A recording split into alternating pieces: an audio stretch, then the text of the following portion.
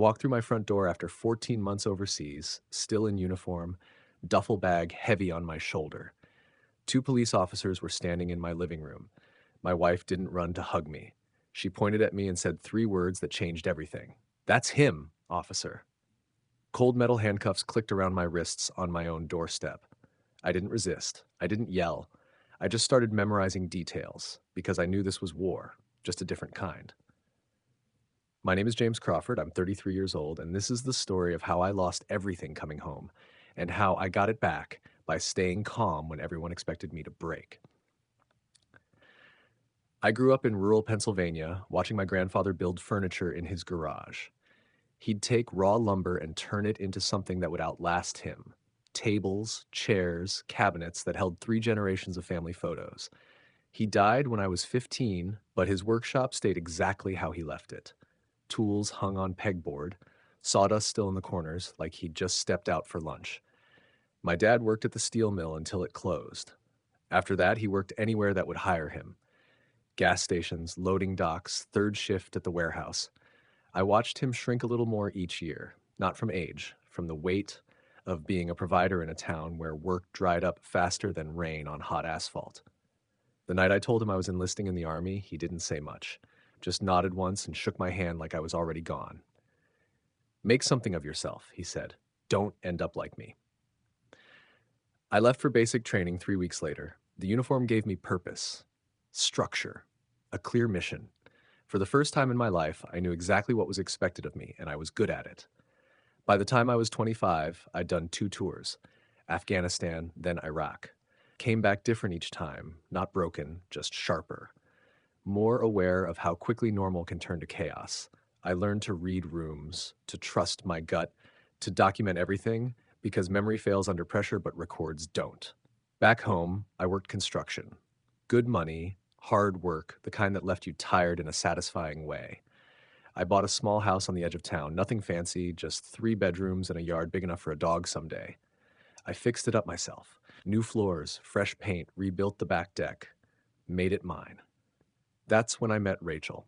She worked at the bank where I deposited my paychecks, always had a smile ready, always remembered my name. We started talking, then dating. Then 6 months later, I proposed in my half-finished living room, surrounded by paint cans and drop cloths. She said yes before I finished asking. We got married at the courthouse with a few friends as witnesses. Nothing elaborate. Rachel wanted simple, and I wanted her happy. We moved into my house together, and for 2 years, life felt solid, predictable in the best way. Then I got deployment orders. 14 months in Germany supporting logistics operations. Not combat, but still overseas. Still gone. Rachel cried when I told her. Not hysterical crying, just quiet tears that said she didn't want to do this alone. I held her on our couch and promised I'd call every week, that the time would fly, that we'd be fine. I believed it. So did she, or at least that's what I thought. The first few months overseas were exactly what I expected.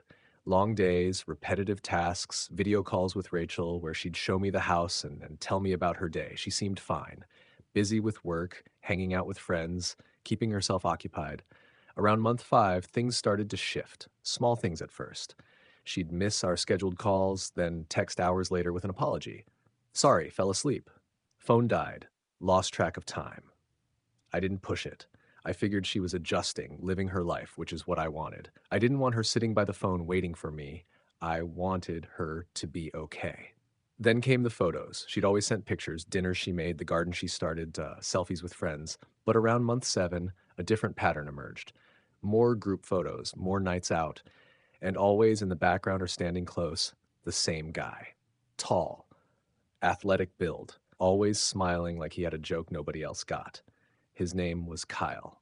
I learned that from a caption on one of Rachel's Instagram posts. "Great night with the crew. Thanks, Kyle, for hosting." I stared at that photo longer than I should have. Kyle's hand rested on the back of Rachel's chair. Not touching her, but close.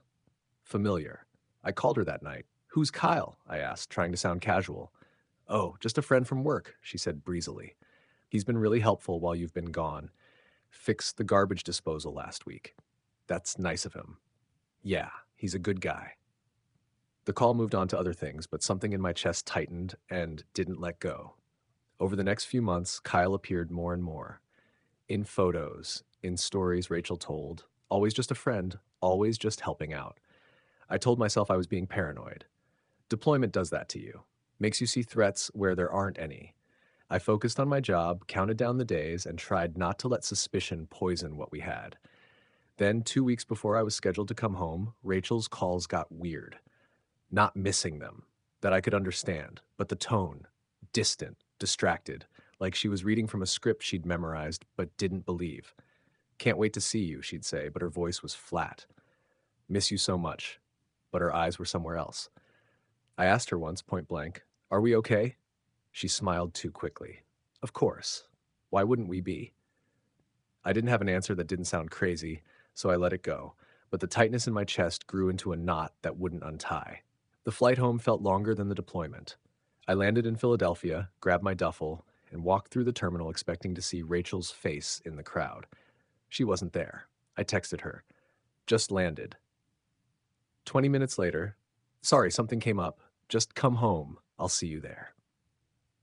I stood in the arrivals area, surrounded by families hugging, kids jumping into their parents' arms, couples kissing like the world had stopped, and I was alone, staring at a text message that felt wrong in a way I couldn't name.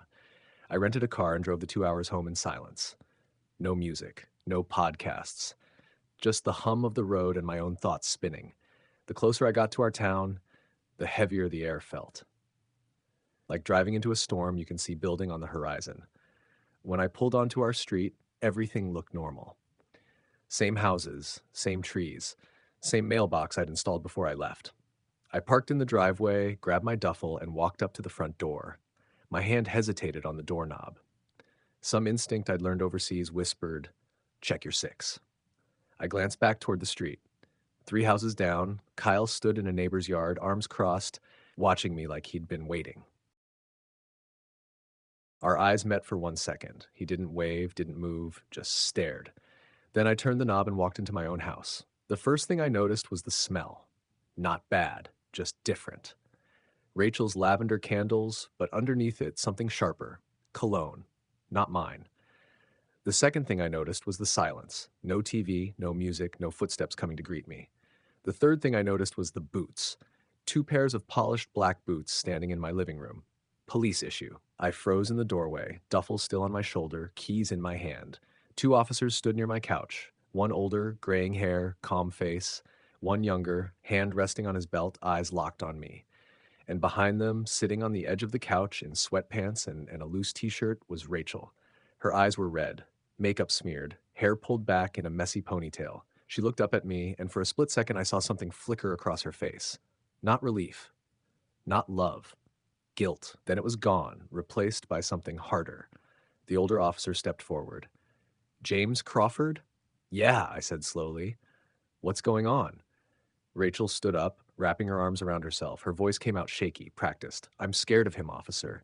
He's been sending me threatening messages for weeks. I don't feel safe. My brain stuttered, trying to process the words. What, Rachel? What are you talking about? The younger officer moved slightly to his left, positioning himself between us.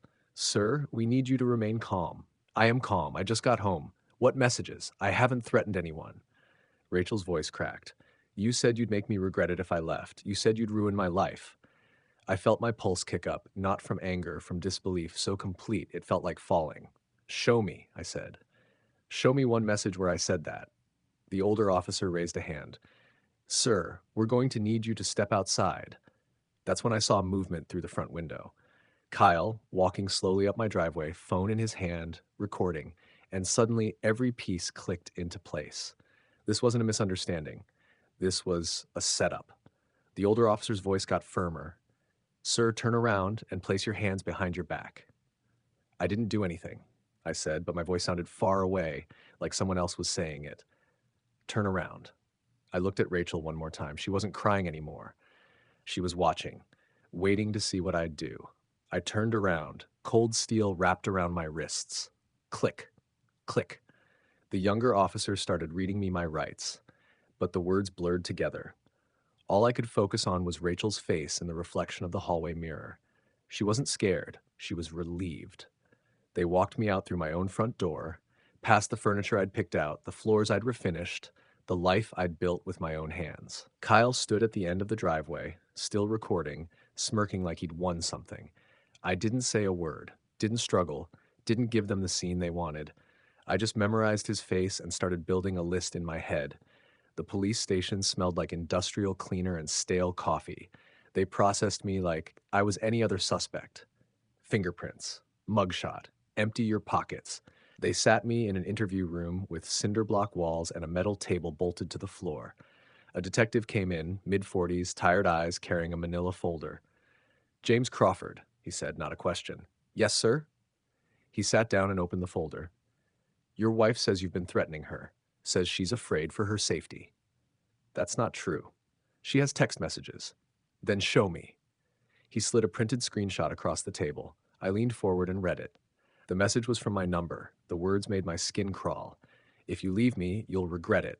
I'll make sure everyone knows what you did. I stared at it, feeling my chest tighten. I didn't send that. It's from your phone number. I don't care what the number says. I didn't send it. The detective leaned back. Where were you last Tuesday at 9:47 p.m.? I didn't hesitate. Germany, on base. I can prove it. He made a note. We'll verify that.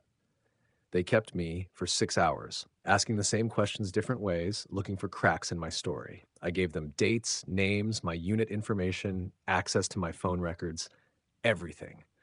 Around 3 a.m., a different officer came in and said I was free to go. No charges filed. Yet. But as I stood to leave, he handed me a folded piece of paper. Temporary restraining order, he said.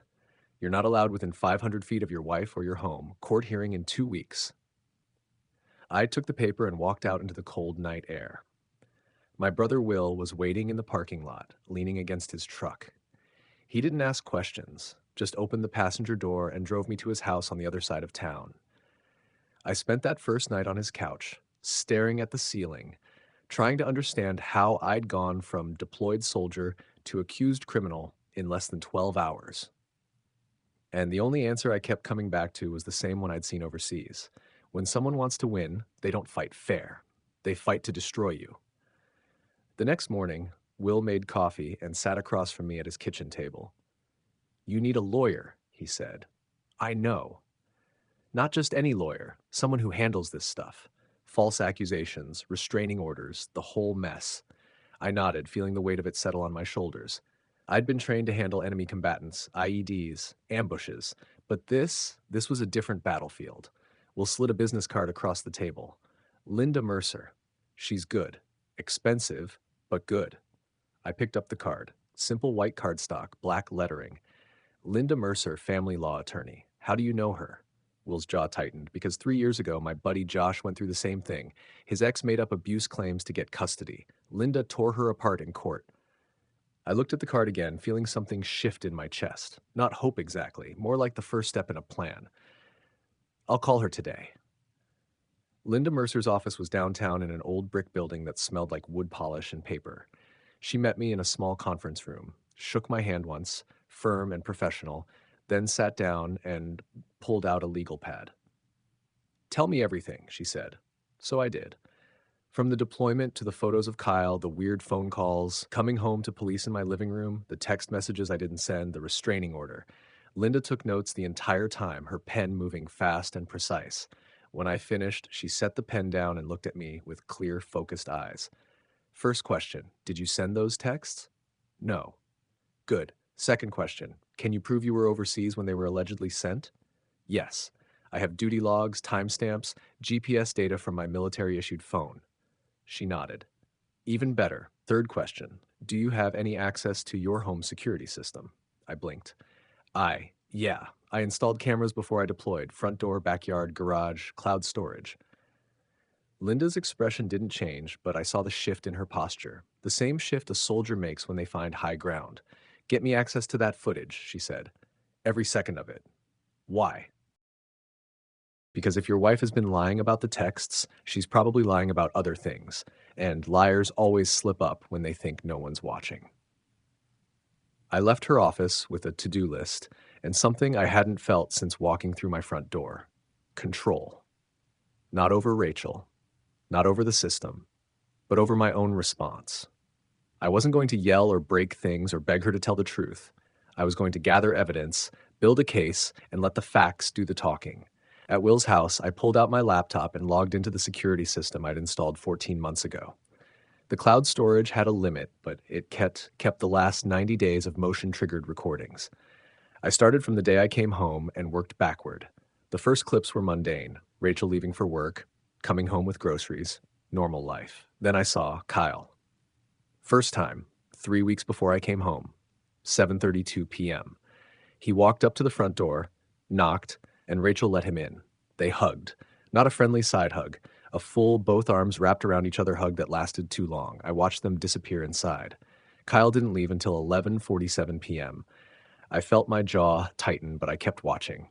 2 days later, Kyle again.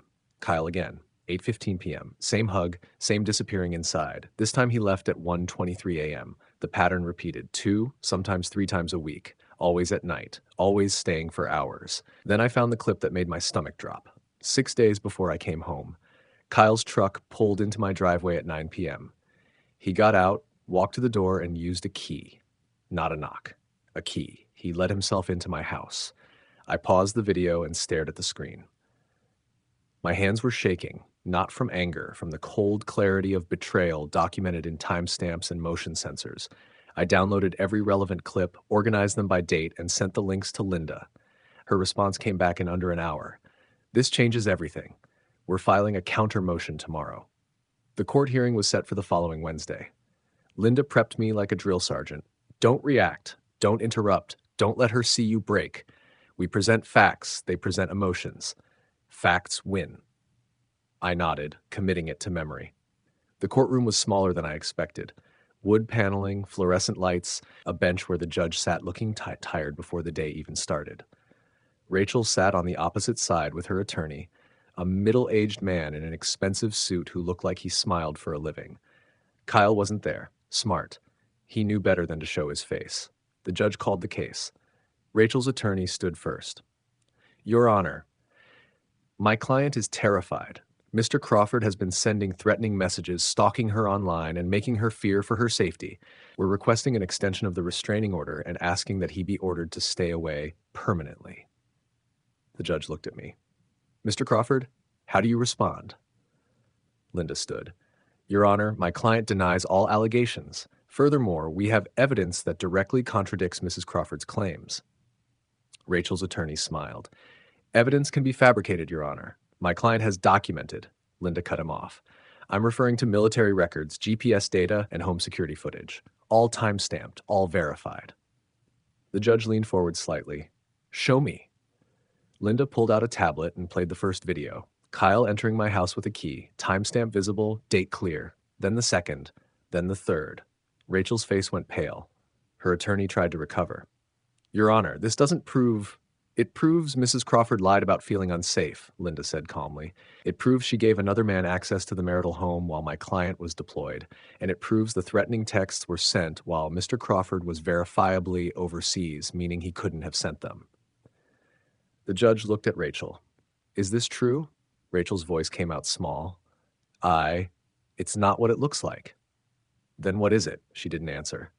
The judge sighed, made a note, and looked back at me. Restraining order dismissed. Mr. Crawford, you're free to return to your home. I didn't smile, didn't celebrate. I just nodded once and walked out of that courtroom with my name a little cleaner than when I walked in. But I knew this wasn't over, because Rachel's face when the judge dismissed the order wasn't shame. It was calculation. I moved back into my house the next day, changed every lock, every code, every password. The place felt different now. Not like home. Like a crime scene I was trying to reclaim. I walked through each room slowly, looking for anything out of place. Found small things. A drawer slightly open, a picture frame moved, Kyle's cologne still faint in the guest bathroom. I documented it all. Photos, notes, timestamps. 2 days later, Rachel filed for divorce. Her attorney sent the paperwork with a list of demands. Half the house, half my military benefits, alimony. Linda read it and laughed. She's trying to scare you. Let her try. We countered with our own filing.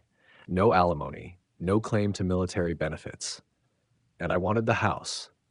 The divorce turned into a war of paperwork, depositions, discovery, interrogatories, And through it all, Linda kept digging. She found bank records showing cash withdrawals Rachel couldn't explain, hotel charges on our joint credit card from nights I was overseas, cell phone records showing hundreds of texts between Rachel and Kyle during my deployment. Every piece of evidence built the same story. This wasn't a woman afraid for her safety. This was a woman planning an exit and using the legal system as a weapon. 6 months later, we sat in a mediation room. Me, Linda, Rachel, her attorney, and a mediator who looked like she'd rather be anywhere else. Rachel's attorney started with a rehearsed speech about his client's suffering, her trauma, her need for stability. Linda waited until he finished, then slid a folder across the table. This is every text message, every video, every financial record showing your client's affair, her fraudulent accusations, and her attempt to manipulate the legal system. If we go to trial, all of this becomes public record. Rachel's attorney opened the folder. His face went from confident to pale in about 30 seconds. The mediator looked at Rachel. "Is this accurate?" Rachel didn't answer. She just stared at the table. "We settled that afternoon. I kept the house. She got nothing but her personal belongings and her car. No alimony, no benefits, no claim to anything we'd built together, because she destroyed it first. A year later, I'm sitting on my back deck watching the sun set over the trees I planted when I first bought this place. The house is mine again. Not legally, I always owned it, but emotionally. The ghost of what happened here has finally started to fade. I still work construction, and men still see some of the same people around town. Some of them know what happened. Some of them don't." Rachel moved 2 towns over. I heard she and Kyle broke up 3 months after the divorce. Turns out he wasn't interested in a relationship built on lies either. I don't think about her much anymore. Not because I'm bitter, because I've moved on to the harder work. Trusting again, building again, believing that one bad chapter doesn't mean the whole story is ruined. People ask me sometimes how I stayed calm through all of it, how I didn't lose my mind when she pointed at me in my own living room. The truth? I did lose it, just not in public. I lost it in private, in quiet moments where I had to remind myself that anger without discipline is justness. What kept me sane was simple. Evidence. Not my feelings. Not my version of events. Cold, documented, time-stamped proof that spoke louder than any accusation. If you're going through something similar, here's what I learned. Stay calm. Document everything. Get a lawyer who believes you. And trust that the truth, when backed by facts, is stronger than any lie. Because in the end, lies are loud. But the truth leaves a trail. And if you follow that trail long enough, it leads back to the person who tried to bury you with it.